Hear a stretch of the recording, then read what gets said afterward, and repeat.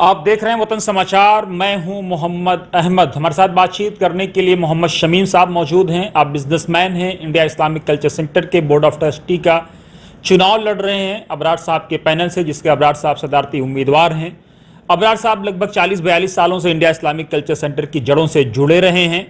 शमीम साहब उनके लंबे देरीना साथी और सहयोगी रहे। शमीम साहब से हम समझने की कोशिश करेंगे सदारती चुनाव को लेकर के।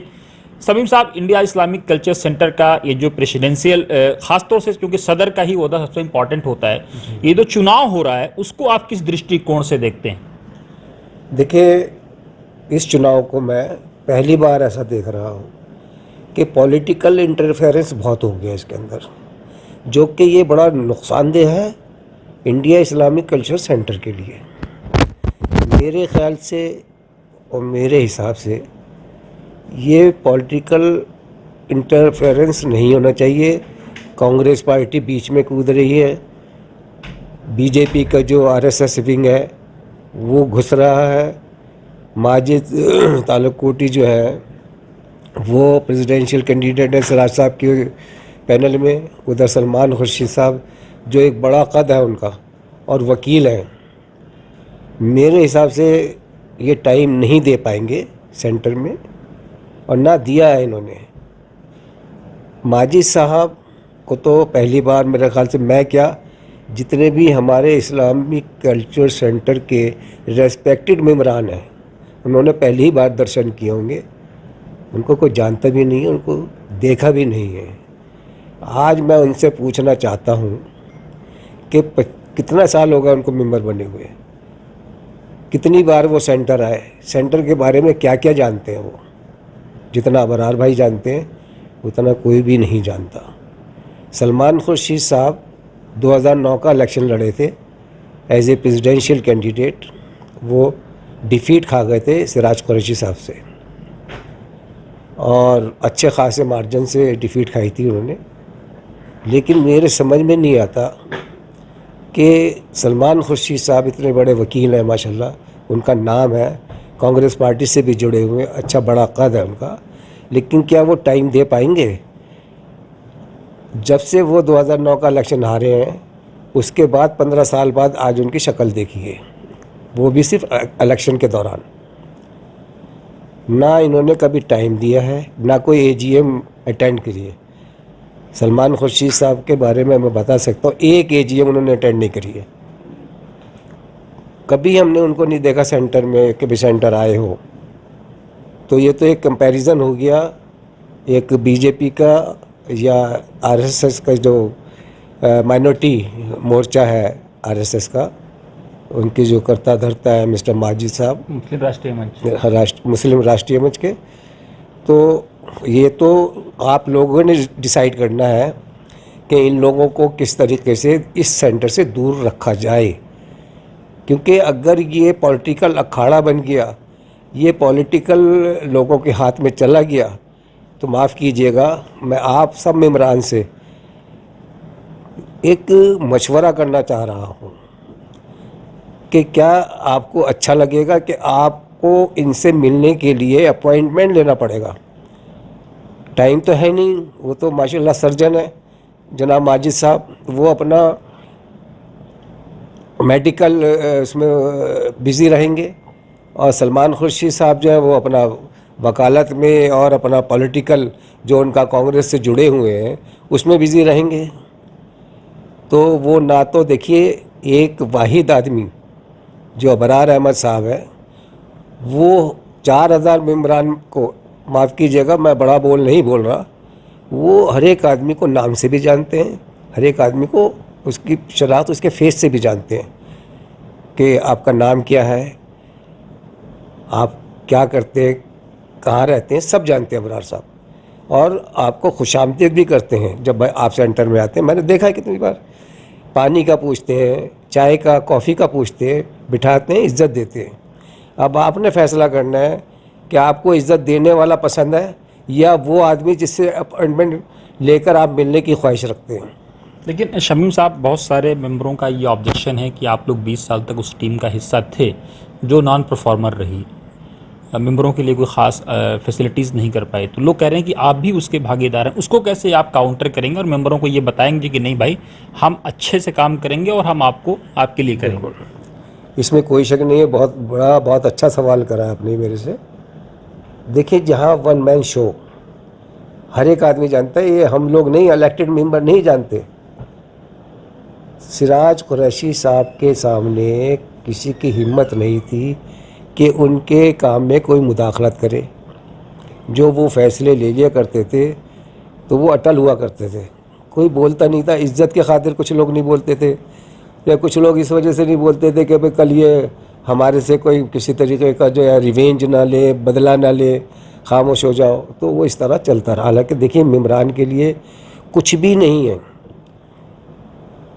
ये 2014 से मुझे ज़िम्मेदारी दी गई थी हॉस्पिटलिटी की, इंडिया इस्लामिक कल्चर सेंटर की, हमारे बोर्ड ने। अल्हम्दुलिल्लाह 2014-2019 कभी भी खसारे में नहीं गया सेंटर को फ़ायदा ही हुआ है। कॉफ़ी शॉप मेरे अंडर में चलती थी, उसके अंदर 20 रुपए की चाय और 20 रुपए की कॉफ़ी होती थी। 15 रुपए का एक समोसा होता था, 2 समोसे होते थे, जिस बहुत बड़ा समोसा होता था और उसके अंदर ड्राई फ्रूट भी डलवाते थे। उसमें भी फ़ायदा होता था हमें, क्योंकि हम कैटरिंग करते थे कॉफ़ी शॉप से। तो ये चीज़ें मेम्बरान को सबको मालूम है, और हर एक आदमी कहता है तो कि बीच में दिक्कत कहाँ आई कि कॉफ़ी शॉप को लेकर के बहुत सारे सवाल खड़े हो रहे हैं? जी, वो सवाल ये हो रहा है कि एक बार पहले जिन्होंने सिराज साहब ने अपनी मर्ज़ी से, चोनाज है कोई रेस्टोरेंट वाला, उसको आउटसोर्स कर दिया ये कॉफ़ी शॉप। उससे चला नहीं, वो फेल हो गया क्योंकि उसके रेट बहुत हाई थे। देखिए, जो मेंबर यहाँ पर इतने पैसे देकर मेंबरशिप लेता है, अगर उसको रियायत से सब्सिडाइज नहीं मिलेगा खाने पीने का, कॉफ़ी का या चाय का, तो कहेगा यार मैं लाख रुपया भी दे रहा हूँ, 50,000 भी दे रहा हूँ, मुझे फ़ायदा ही क्या है मेंबर बनने का। तो 14 के बाद जब वो सरेंडर कर गया 25 लाख रुपया सेंटर का, सिराज साहब की वजह से, या जो उनके बीच में जो मीडिएटर थे जिन्होंने 14 से सिराज भाई की बात कराई थी, उसकी वजह 25 लाख रुपया भी सेंटर का बर्बाद हुआ। तो ये तो मेम्बरान जानते हैं, मुझे कहने की ज़रूरत नहीं। एक एक मेंबर को मालूम है कि यहाँ पर हो क्या रहा है, क्या चल रहा है। लेकिन अब शमीम साहब, सवाल ये पैदा होता है, मेंबर ये कह रहे हैं कि साहब, सिराज साहब की नुरा कुश्ती थी जमशेद जैदी साहब के साथ कोर्ट जाने की, क्योंकि जो व्यक्ति कोर्ट गया अब वो जो ऐलान कह रहा है, और उसी को उन्होंने अपने साथ ले लिया। देखिए, इस बारे में तो हम लोगों को ज़्यादा नॉलेज नहीं है। ये तो हमें मालूम है कि हाँ, मेरठ के कुछ लोग कोर्ट गए थे, और ये जो आजकल वॉइस मैसेजेस चल रहे हैं उसके अंदर जो है वो 2 लोगों का नाम भी आया उसके अंदर, कि उनको किस तरीके से 2 मेम्बरान को लगाया गया कि भाई आप केस करिए। तो सबको मालूम है मेरे ख्याल से। वो उसके अंदर तो मैं किसी को क्या बताऊं, हर एक आदमी की नॉलेज में है कि किसने केस करे और किसने केस कराए। लेकिन शमीम साहब, अगर आप लोगों को मेंबर मौका देते हैं, आप लोग जीत के आते हैं, तो आप लोगों का फ्यूचर प्लान क्या है? देखिए, सबसे पहले तो मैं अपने प्रेसिडेंट साहब अबरार साहब से कहूँगा कि एक तो कम से कम हमारे मेम्बरान के बैठने की जगह होनी चाहिए। वहाँ पर एक बड़ा लॉन्ज होना चाहिए जहाँ पर मेम्बरान आए, बैठें, गुफ्तगू करें, आपस में मेल जोल रखें और ये अच्छा लगे। दूसरा सबसे बड़ा जो मेरा प्लान होगा वो ये होगा, कॉफ़ी शॉप को बड़ा करना है। पहले हमारी लाइब्रेरी नीचे थी, अब लाइब्रेरी चली गई ऊपर। जहाँ इस वक्त कॉफ़ी शॉप चल रही है उसके नीचे जगह हमारे पास है, जो अपना मेम्बरान का लॉन्च है, वो एक तरीके से देखा जाए उसको हम मिला देंगे, मर्ज कर देंगे नीचे, ऊपर से नीचे तक, तो बहुत बड़ी जगह हो जाएगी। और मेरी अपनी ये होगा कि हमने किसी को आउटसोर्स नहीं करना, सेंटर खुद चलाएगा, और कम से कम रेट रखे जाएंगे ताकि सेंटर जो भी बंदा जाएगा, जो भी मतलब हमारा मेंबर जाएगा, कम से कम ये तो होगा ना कि भाई किसी अच्छी जगह है जहाँ पर 20 रुपए की चाय, 20 रुपए की कॉफ़ी मिल रही है, खाने पीने की चीज़ें भी बहुत रियायत रेटों पे मिल रही हैं। और कोई अपने रिश्तेदार को या अपने दोस्त और अहबाब को लेकर आए तो एक एहसास होता है कि भाई हाँ अच्छा सेंटर है, ये लोग मेंबर हैं और उसको एक इज़्ज़त बढ़ती है। तो इज़्ज़त के लिए इंसान अपने मेंबर अपने लेकिन शमीम साहब, सवाल तो ये है ना कि 20 साल में जो एमओए की बात आ रही है कि एमओए पे काम नहीं हुआ, एमओए पे काम नहीं हुआ, मेडिकल फैसिलिटीज़ हैं, तो इसको कैसे आप एमओए को इम्प्लीमेंट करेंगे? कैसे आप जो यहाँ पे आईएएस निकलते थे, आईपीएस निकलते थे, या ए क्लास के ऑफिसर्स निकलते थे, या बी क्लास के ऑफिसर निकलते थे, उनको कैसे आप लाएंगे? देखें एमओ को हमारे सराज कुरैशी साहब जो एक्स प्रेसिडेंट हैं उन्होंने ही फॉलो नहीं करा। मैंने, अबरार साहब ने, अहमद रज़ा साहब ने उनसे कम से कम 4-5 मीटिंग करी और उनको यही बोला कि सिराज भाई आप प्लीज़ 75 साल के हो गए, अब आप ये सेंटर को अलविदा करिए और यहाँ पर पैटर्न बन जाइए, डायरेक्टर जनरल बन जाइए, इज़्ज़त के साथ रहिए, आपको हर चीज़ मुहैया होगी यहाँ पर और एक वक़ार आपका बहुत ऊंचा हो जाएगा इसमें। वो नहीं माने और वो बस ज़िद यही रहे कि नहीं मेरी एज बढ़वाइए, मेरी एज बढ़वाइए, मेरी एज बढ़वाइए। इसी असना में ये 2 लोग जो मेरठ के हैं ये चले गए कोर्ट। अब कौन कोर्ट लेकर गया वो सबको मालूम है, मैं उसमें नहीं जाऊंगा।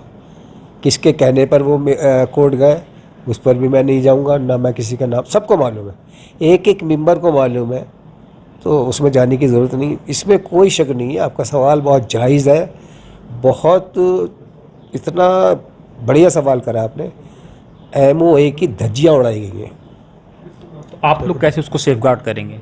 देखिए इसके अंदर अमेंडमेंट होनी है और अच्छी खासी अमेंडमेंट होनी है, स्पेशल एजीएम आएगी, उसके अंदर सब लोगों की, अपने मेंबरान की राय ली जाएगी, क्या क्या चेंज होना चाहिए, क्या क्या चीज़ें आनी चाहिए, क्या क्या चीज़ें जानी चाहिए। जब तक हम अपने कानून किताब, जो कानून की किताब है जिसको कहते हैं मेमोरेंडम ऑफ एसोसिएशन, उसको फॉलो नहीं करेंगे, उसको नहीं चलेंगे, तो आने वाली जो जनरेशन है, आने वाले जो लोग बच्चे हैं, वो भी उनको मैसेज क्या जाएगा कि हमारे बड़ों ने ये काम किए वहाँ बैठकर। तो मैं तो चाहूँगा कि एमओए में जो भी अमेंडमेंट हो, जो भी चीज़ें हैं, उसको हर एक आदमी को, कोई भी टीम आए उसको फॉलो करनी चाहिए, उसके हिसाब से चलना चाहिए। लेकिन एक चीज़ फिर मैं आपको रिपीट करना चाहता हूँ, खुदा के वास्ते, अल्लाह के वास्ते, इसको सियासी अड्डा ना बनने दीजिए, ना बनने दीजिए, ना बनने दीजिए। ये बड़ा नुकसानदेह है। यहाँ तो ब्यूरोक्रेट्स आने चाहिए और अच्छे लोग आने चाहिए जिसको सही तरीके से, सोशल एक्टिविस्ट आए ना, जिनके पास टाइम है, जो टाइम दे सकते हैं। एक एक मेंबर को मालूम है कि अबरार साहब ने, मैंने, अहमद रज़ा ने और जो भी हमारे और लोग थे, उन्होंने बहुत टाइम दिया है। हमेशा हम टाइम देते हैं। निज़ामुद्दीन में और इंडिया इस्लामिक कल्चर सेंटर में 5-7 मिनट का फ़र्क है। अगर खुदा ना करे कोई मिस हैपनिंग होती है तो सबसे पहले हम ही पहुंचते हैं वहाँ पर, कोई दूसरा नहीं पहुंचता। कोई नोएडा में रहने वाला नहीं पहुंचेगा, या कोई जो काफ़ी डिस्टेंस में लोग रहते हैं 40-40, 50-50 किलोमीटर दूर, वो एकदम नहीं पहुंचेंगे, हम ही पहुंचते हैं। लेकिन शमीम साहब, खबर ये भी है कि बीच में कई बार अबरार साहब की और सराज साहब की मतलब ठीक ठाक गुफ्तगू भी हुई, बहुत नाराज़गी हद तक अबरार साहब नाराज़ भी हुए, लोगों ने बताया एमओए को ना इम्प्लीमेंट करने को लेकर के। तो कई बार अहमद रज़ा साहब ने बीच में पैचअप भी कराया इन दोनों का। बिल्कुल, इसमें कोई शक नहीं है। अबरार साहब कहते थे कि भाई आप जो काम कर रहे हैं ये सेंटर के एमओ में नहीं है, आपने कभी कोई यहाँ ऐसे काम नहीं किए जो कौम के फ़ायदे के हो, जो कौम के लिए हो। आपने कोई एजुकेशन पे काम नहीं कर रहा है, आपने कोई जो आईपीएस आईएएस जो लोगों के बनने थे, या जो कोचिंग सेंटर नहीं बनाया आज तक, हमने कोचिंग नहीं कराई यहाँ पर। तो इसमें तो कोई शक नहीं है। उसके लिए तो अबरार भाई ने जो अब कम से कम 150-200 लोगों ने जो एक डिनर रखा था अबरार भाई के लिए और इंडिया इस्लामिक कल्चर सेंटर में रखा था, उसमें इनको राज़ी किया गया कि आपके अलावा हमें कोई नज़र नहीं आ रहा जो इस इलेक्शन में आए और इसको संभाले सेंटर को। उससे पहले तो अबरार भाई को बड़ी तकलीफ़ और दुख में थे वो, कि मैं इस गंद के अंदर नहीं घुसना चाहता जहाँ पर लोगों को तहजीब नहीं है बात करने की, जो व्हाट्सएप ग्रुप पे गलत सलत बात करते हैं, उल्टी सीधी बातें करते हैं, गाली गलौज भी करते हैं। तो बड़ा अफसोस की बात है कि इतना बड़ा नाम और उसके मेम्बरान, और वो भी 2-4 हैं, वो गिनती है, वो सबको मालूम है। मैं अपनी तरफ से नहीं कह रहा, ये अल्हम्दुलिल्लाह हमारे मेम्बरान अपने दिल से कहेंगे कि शमीम भाई गलत नहीं बोल रहे, बिल्कुल सही बोल रहे हैं। जो व्हाट्सएप ग्रुप बने 5, 6, 7 जितने भी बने, उसके अंदर अल्लाह अल्लाह के रसूल की बात नहीं होती, उसमें सिर्फ बुरा कहना, गाली गलौज करना और एक तरीक़े से कपड़े उतारना, लोगों की बेइज्जत करना, यही काम है व्हाट्सएप ग्रुप में। इस वजह से मैं बहुत दूर रहता हूँ, अबरार साहब भी बहुत दूर रहते हैं, और भी हमारे जो साथ लोग रहते हैं वो भी बहुत दूर रहते हैं। इस वक्त फाइनल सवाल ये बताइए, इस वक्त आपको क्या लगता है कि आपकी टीम कहाँ खड़ी हुई? जो 7 कैंडिडेट सामने हैं, उन 7 में आपकी टीम कहाँ खड़ी? देखिए, एक अफजल अमानुल्लाह साहब का नाम आ रहा है। मैं तो मेरे ख्याल से पहली बार देखा है उनको, अच्छे ओहदे पर रहे होंगे ये भी मुझे नहीं मालूम, लेकिन लोग कहते हैं कि सेंट्रल गवर्नमेंट ने अच्छे ओहदों पर रहे ये। और अब ये मैंने मुलाकात भी हुई थी उनसे मेरी, तो उनसे तो बेचारों से सेहत भी उनकी मैंने देखा ऐसी थी, चला भी नहीं जा रहा था उनसे, बहुत हैवी, अल्लाह ताला उनको सेहत, हाँ वेट बहुत ज़्यादा, और अल्लाह ताला उनको सेहत तंदुरुस्ती दे। मैं तो दुआ ही करूँगा मैं उनके लिए। लेकिन जिस आदमी को मेम्बरान जानते ही नहीं है तो उनको क्या वोट करेंगे? देखिए, आप आए ही नहीं, 25 साल से तो मैं भी मेंबर हूँ, मैंने तो देखा नहीं आज तक। अब देखा है फ़ोटो, वो भी फ़ोटो में देखा है मैंने, तो वो तो कहीं दौड़ में नहीं है मेरे ख्याल से। तो मैं तो नहीं मानता कि आपकी टीम कहाँ पर है? अल्हम्दुलिल्लाह, अल्लाह का शुक्र है। ये तो हमारे मेम्बरान से पूछिए, कभी जाके डिफरेंट एरियाज़ में जाइए और लोगों से पूछिए कि भाई वो अबरार साहब को कितना पसंद करते हैं। आपने आसिफ हबीब साहब के बारे में मेरे ख्याल से नहीं पूछा मेरे से, मैं खुद ही बता देता हूँ।